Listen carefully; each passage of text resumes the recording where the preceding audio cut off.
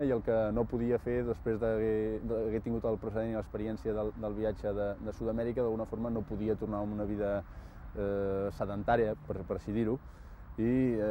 vaig buscar la possibilitat de fer treballs que em tinguessin en contacte amb la natura i que em donguessin temps per fer altres coses. Vaig començar a treballar a bombers, a mitjans aeris, vaig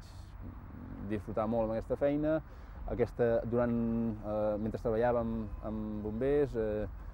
em vaig presentar a les seleccions de Camel Trophy, vaig tenir la sort de ser escollit, vam anar a Malàisia i ja això em va obrir contactes i portes per conèixer gent que estava ficada en aquest mundillo.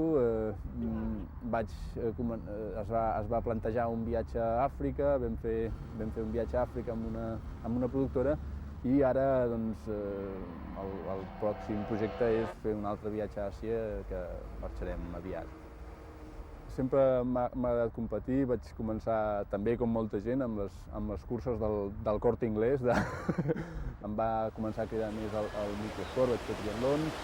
i un bon dia es va crear el Rei Verd, que és una prova d'esports d'aventura que és tan coneguda ara ja a tot arreu. Tot i que m'agrada molt competir individualment també, el fet de competir amb equip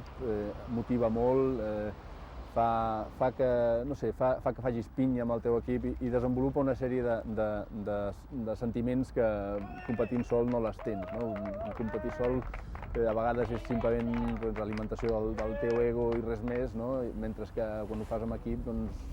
evidentment has de donar el millor que pots de tu mateix, però has de donar el millor intentant integrar-te amb les possibilitats del teu equip, i és una especialitat que m'agrada molt. I totes aquestes activitats, tant sigui viatjar com esports extrems, com a més requereixen d'un estudi del lloc on ho faràs, de com ho faràs, del material que faràs servir, dels segons que trigaràs en caure, una sèrie de paràmetres que el resultat final, evidentment, és una persona que es tira d'algun lloc o que baixa per una glacera de neu a 200 km per hora, però aquell senyor no ha decidit un bon dia, ara em vaig a tirar, porta un temps preparant-se, porta un temps mirant a veure quin material farà servir i tot això